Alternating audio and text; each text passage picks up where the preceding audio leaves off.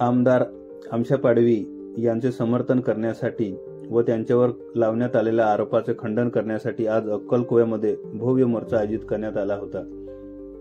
त्या मोर्चानंतर एक प्रसिद्धीपत्र बाहेर पडले आहे।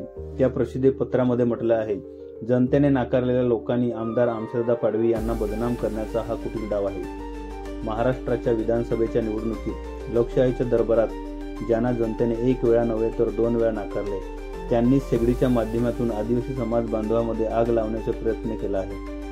आमदार आमशादादा पाडवी यांचे आदिवासी समाजासाठी केलेले काम, आदिवासी कर्मचाऱ्यांना मिळवून दिलेला न्याय, अंगणवाडी सेविका, मदतनीस व आशा वर्कर यांच्याशी जोपासलेले नाते, या सगळ्या गोष्टींचा विचार केला तर आमदार आमशादादा पाडवी कुठल्याही भगिनीला विनयभंग किंवा छातीला हात लावणे अशा गोष्टी करू शकत नाही, याची खात्री आम्ही बाळगतो। उलट नंदुरबार जिल्ह्यातील जनतेसमोर खरी माहिती यावी यासाठी हे प्रसिद्धीपत्र देत आहे।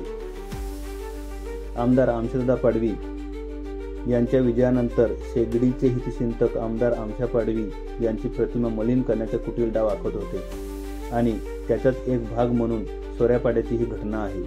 उलट आमदार आमशादादा पाडवी यांची कन्या अंजू पाडवी या सोरापाडा ग्रुप ग्रामपंचायतचे सरपंच असून विकास कामाची पाहणी करण्यासाठी जात असताना सुधीर पाडवी यांनी त्यांच्याशी गैरवर्तणूक केले, तसेच त्यांना व त्याच्या पतीला 10 ते 12 जणांनी मिळून मारहाण केले।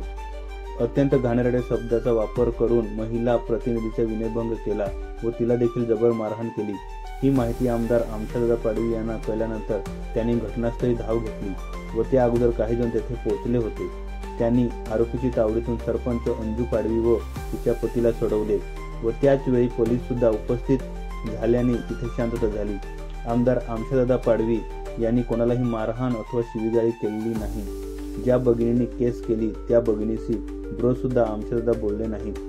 घटनेनंतर सर्वजण तेथून पोलीस स्टेशनला निघून गेले व त्या ठिकाणी संबंधिताने आम्हाला फिर्याद द्यायची नाही असे ठरवले। परंतु नंतर दिवसभर राजकीय षडयंत्र रचून आमदार आमशा पाडवी यांची लोकप्रियता कशी कमी करावी, आमशादादा हे प्रतिष्ठित व्यक्तींना पराभूत करून निवडून आले असल्याने त्यांना आगामी मंत्रिमंडळात स्थान मिळण्याची शक्यता नाकारता येत नाही।